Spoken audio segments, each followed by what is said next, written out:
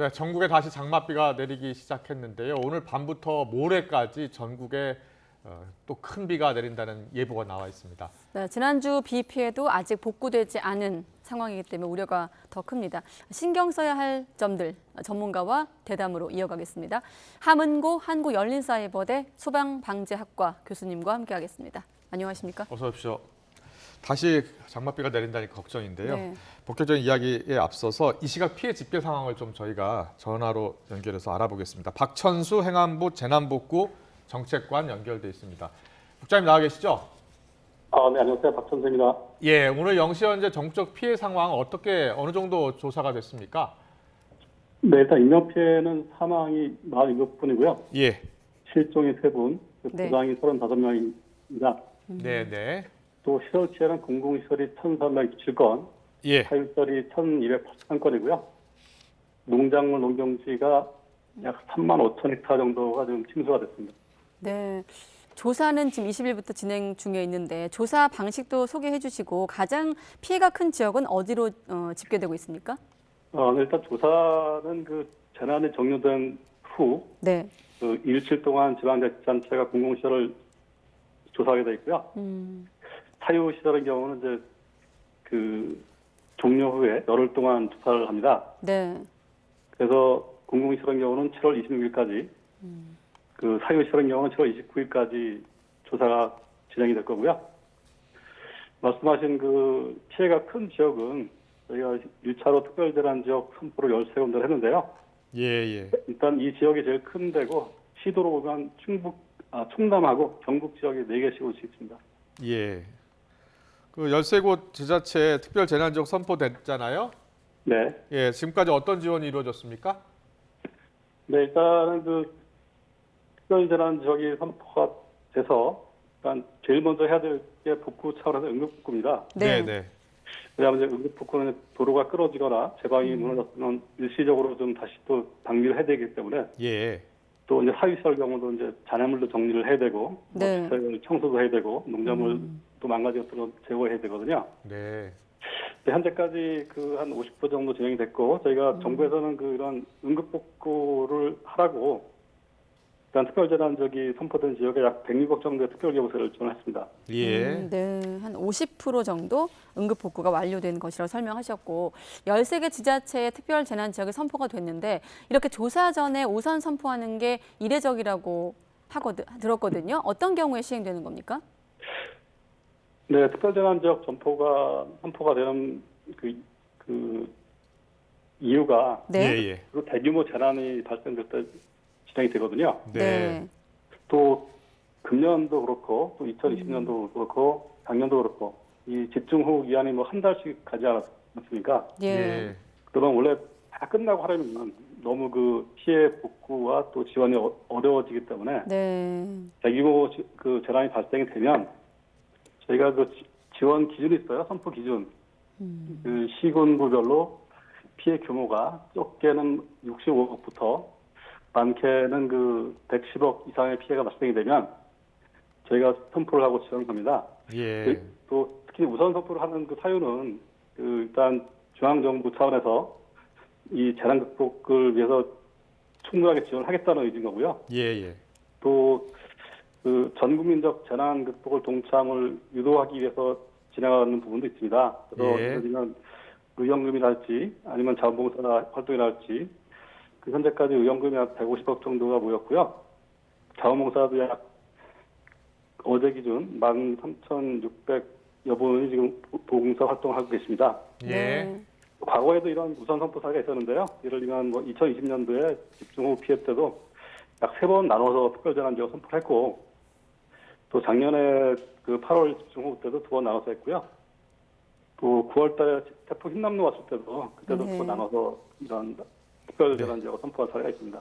네. 그리고 지금 전국에 다시 장맛비가 시작이 됐고 모레까지 큰 비가 올 것이란 예보가 지금 나와 있는 상태인데요.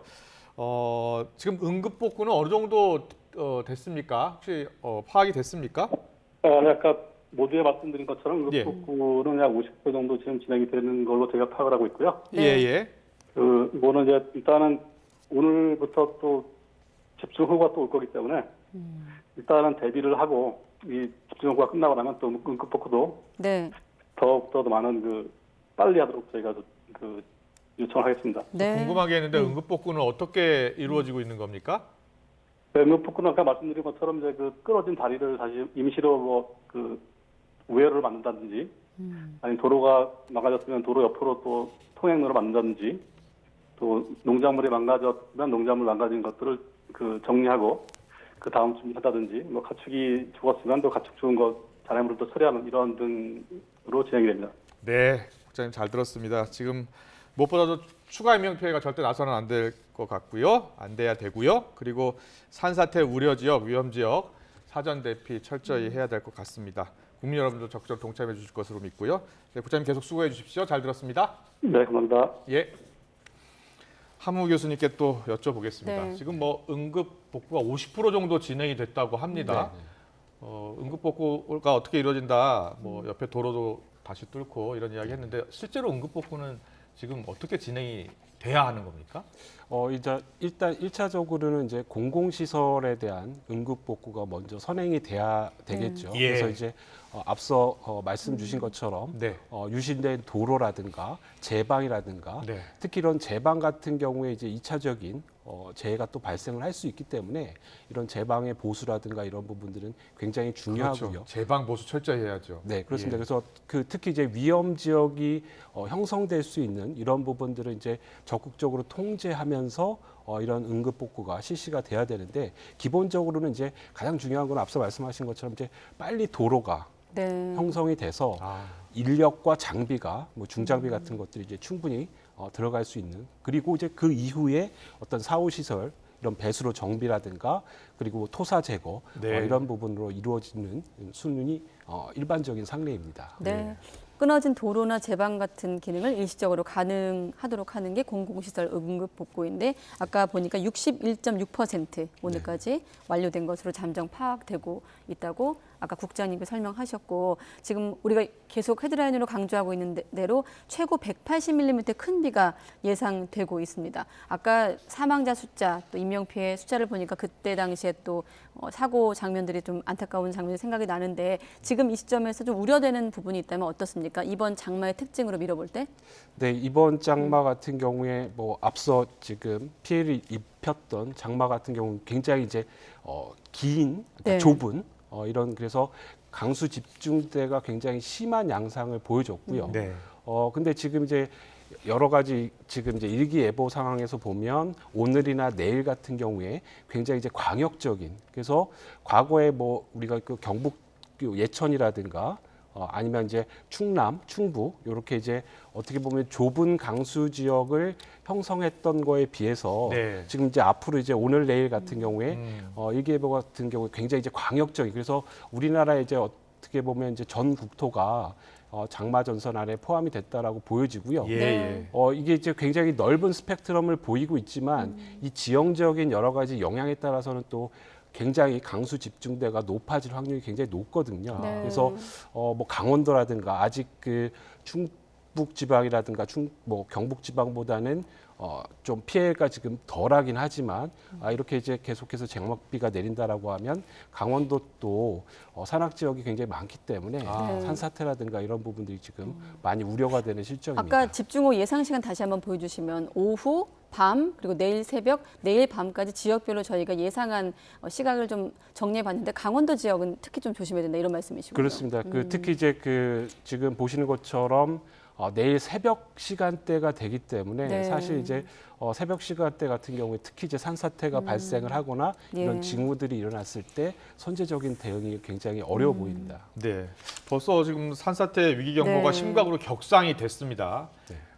이 산사태가 나지 않도록 이제 대비를 해야 될 텐데 주위의 분들도 미리 대피해야 되는 상황 아닙니까? 네, 그렇습니다. 실질적으로 이제 산사태를 대비할 수 있는 어떤 그 시간은 이미 지났고요. 그러니까 사실 이제 산사태를 대비하기 위한 여러 가지 것들은 굉장히 시간이 오래 걸리는 네, 뭐 사방댐을 둔다든가 여러 가지 파일을 박는다든가 이런 것들은 이제 지금에서는 할 수 없는 거고요. 예. 그러니까 가장 현실적인 것은 소위 말하는 산사태 우려 지역에 계신 분들이 선제적으로 빨리 좀 안전한 곳으로 좀 대피를 하시는 것이 네네. 그나마 지금 상황에서 가장 현실적인 대안이라고 말씀드릴 수가 있겠고요. 네. 그런데요, 산사태 우려 지역뿐만 아니라 네네. 그동안은 산사태 우려 지역이 아니었는데 옆 동네에서 산사태가 나는 경우도 많더라고요. 네, 그렇습니다.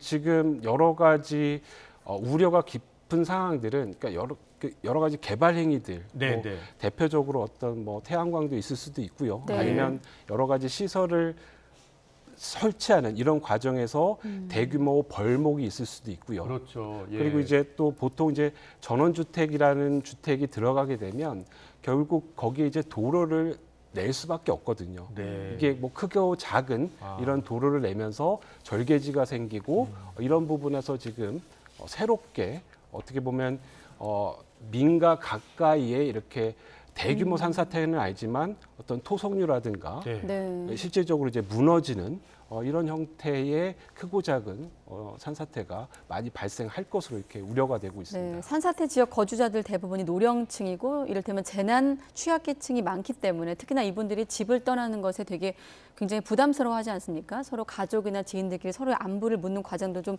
필요해 보이는데 행정적인 조치가 좀 어렵다고는 합니다만 당국에서 그래도 해야 된다면 어떤 걸 좀 챙겨야 될까요? 네, 저는 뭐 개인적으로는 재난 문자에 대한 신뢰도 네. 그리고 이제 실제로 말씀하신 것처럼 대부분의 어떤 산사태라든가 위험 지역에 산지 쪽에 계신 분들이 고령층이시기 때문에 이렇게 뭐 재난 문자를 가지고 네. 대피하거나 이런 것들은 이제 굉장히 어려운 현실이고요. 따라서 네. 이제 실질적인 어떤 네. 대피라든가 이런 것들을 할 수 있는 것들이 이제 지역에 계신 이장이라든가 네. 네. 자율방재단이라고 있습니다. 지역마다 이제 조직이 돼서 자율방재단. 네, 자율방재단이 운영이 되고 있는데요. 그러니까 적어도 도시와 다르게 이제 이런 시골이라든가 지방 같은 경우에 굉장히 어떤 네트워크라든가 그러니까 인적인 부분의 교류들이 굉장히 크기 때문에 네. 어디에 어떤 어르신이 어떤 위험이 있다라는 부분은 사실은 어. 예측 가능하거든요. 예. 도시보다는. 그래서 그렇게 이게 지역에 계신 좀 젊은 아니면 청장년층의 이런 분들이 지역에 계신 노령층이라든가 네. 좀 외진 곳에 이런 분들한테 좀 직접 어떤 조력을 주는 예, 이런 예. 것이 가장 현실적인 방법이라고 생각합니다. 100번 문자 날려봐야 네. 사실은 이제 별 효용이 없다라고 보여지거든요. 설득 과정이나 이런 네, 그렇습니다. 도움이 좀 네. 필요하다. 적극적으로 직접 공무원들이 방문도 하고요, 네네. 설득도 하고 해서 미리미리 대피 해달라고 당부도 하고 부탁도 하고 네, 그런 그렇습니다. 조치가 필요하다는 말씀이세요? 네, 예. 그렇습니다. 또 한 가지 아까 지하차도 얘기도 나오고 하는데 이렇게 좀 우리가 취약한 지역들을 지금이라도 어디를 좀 둘러봐야 되겠습니까?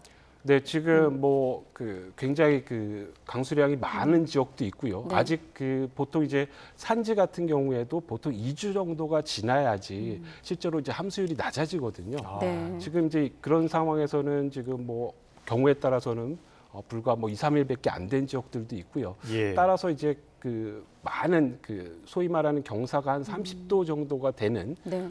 이런 정도의 어떤 지형이 주거 지역이라든가 아니면 본인 가까이 있다라고 하면 네. 적극적으로 좀 대피를 해주시는 것도 중요하겠고요. 예, 예. 아울러서 지금 이제 계속해서 이제 비가 내리게 되면 뭐 여러 가지 크고 작은 제방 붕괴가 이루어질 거라고 보여집니다. 네. 그리고 이제 지금 이제 언론에 나오진 않았지만 예. 지역마다 유실된 제방이라든가 침수된 지역들이 굉장히 많거든요. 네. 그래서 이런 부분들에서 앞으로 이제 더 많은 비가 내리게 된다라고 하면 다소 지금 여러 가지 상황처럼 극단적인 그러니까 사망에 이르는 예. 이런 조건이 될 수 있기 때문에 지역에 뭐 알고 계신 것처럼 이런 저지대라든가 뭐 지하차도라든가 이런 부분들에 대해서는 적극적으로 지역에 계신 행정력들이 좀 동원해서 적극적인 좀 통제가 이루어질 필요성이 네. 지금 있겠습니다. 화면에 나오는 이 사고, 이 재난 사고가 얼마 되지 않았기 때문에 어느 정도 정비가 되어 있을지 모르겠습니다만 이번에 매뉴얼이라든지 안전장치 부재에 대해 여러 가지 확인을 했거든요. 지금 며칠밖에 되지 않았습니다만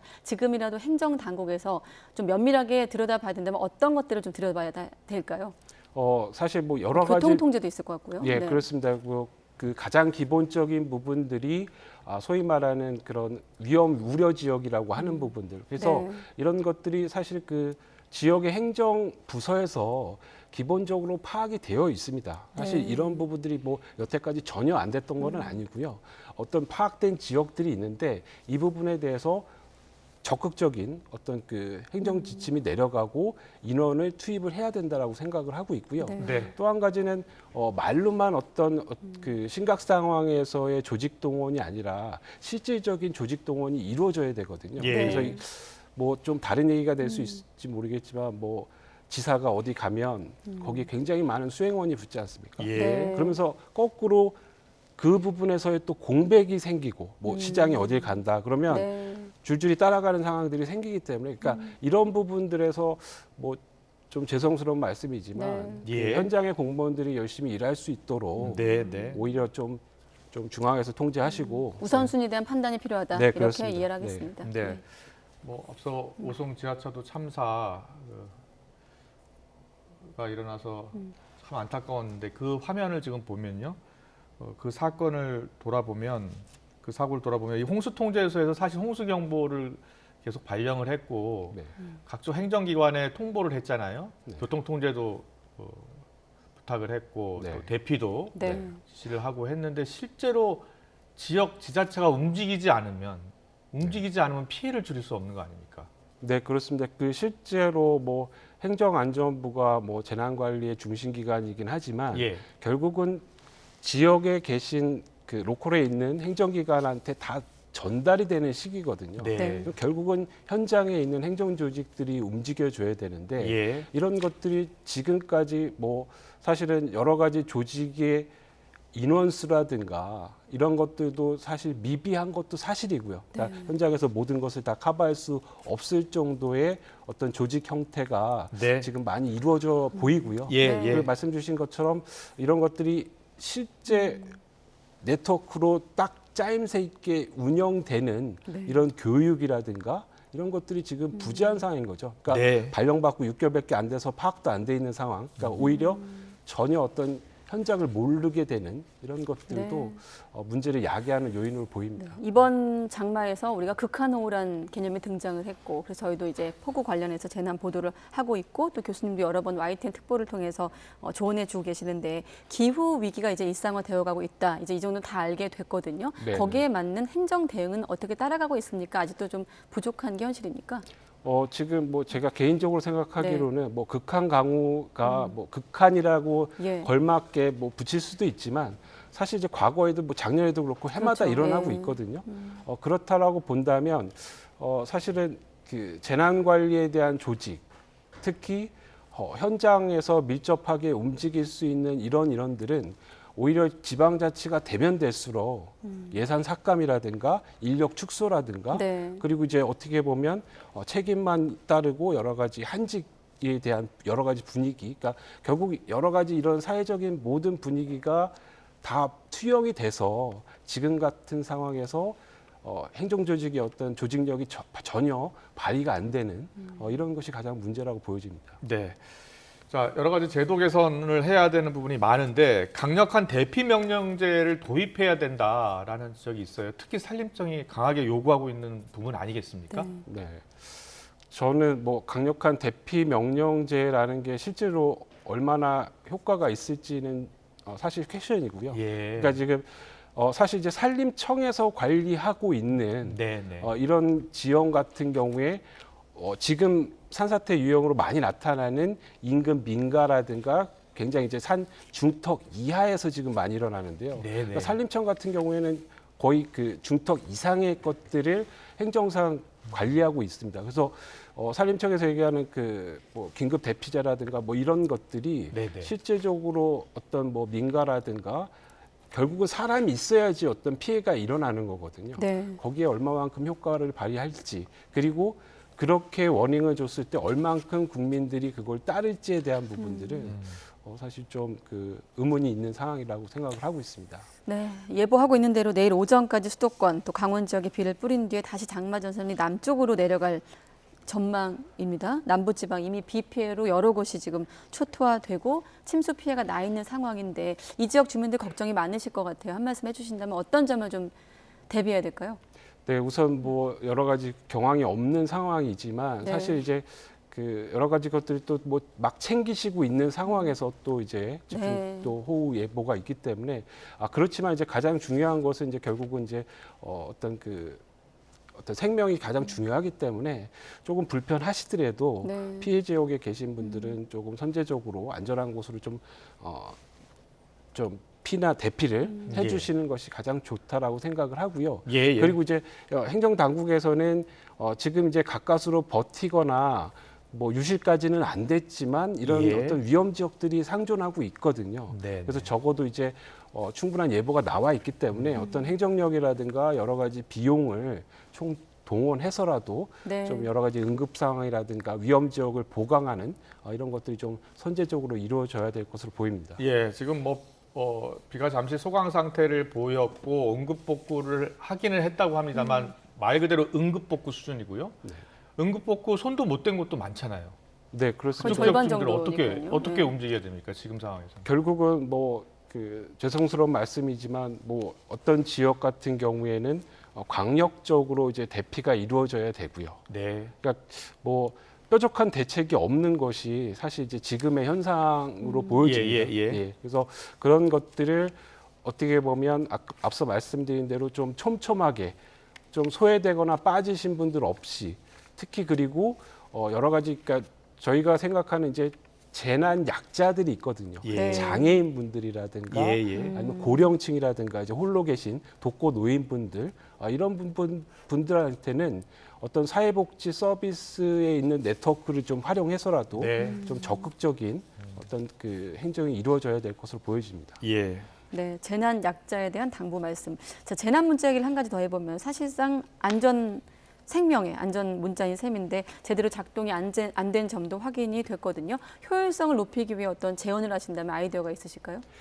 지금 이제 어떻게 보면 굉장히 좀 천편일률적인 내용이 가거든요. 네. 그래서 사실 이걸 받고 어떤 대피라든가 아니면 그 상황에 대한 의사결정을 하기에는 굉장히 제한적입니다. 따라서 이제 좀 이 재난 문자 같은 경우에도 굉장히 위험 지역에 있는 분들에 대해서는 좀 더 구체적인 맥락을 가지고 예컨대 어떤 대피소로 가라든가 방향이랄지. 예, 네. 그렇습니다. 그래서 이걸 받아들이는 사람 입장에서 대피하십시오랑 하는 거랑 XX 네. 대피소로 직접적인 지시로 가는 거랑은 받아들이는 게 틀리거든요. 네. 그래서 그런 좀 구체성에 대한 부분에 디테일을 좀 살릴 필요성이 있다라고 보여집니다. 네. 마지막으로요. 지자체마다 그 컨트롤 타워가 있고 또 적극적으로 움직이는 곳과 움직이지 않은 곳에 큰 차이가 있더라고요. 네, 그렇습니다. 예. 결국은 지자체장이라든가 어떤 행정기관 장들이 예. 얼만큼 의지를 갖느냐에 대한 그렇습니다. 문제라고 보여집니다. 그래서 그런 것들이 지자체장도 사실은 교육을 좀 받아야 된다라고 생각을 하고 있거든요. 그래서 본인들이 적어도 지방자치 시대에 어떤 시민의 재난안전을 책임을 진다라고 네. 한다면 차제에 여러 가지 것들에 대한 기본적인 교육을 받고 거기에 걸맞는 의사결정과 조직 운영이 좀 필요하다라고 보여집니다. 네. 지금 다시 장맛비가 시작됐고요. 추가 피해가 우려되는 상황입니다. 철저한 대비가 필요하고 적극적인 대처가 필요한 상황입니다. 함흥구 한국열린사이버대 소방방지학과 교수와 함께했습니다. 잘 들었습니다.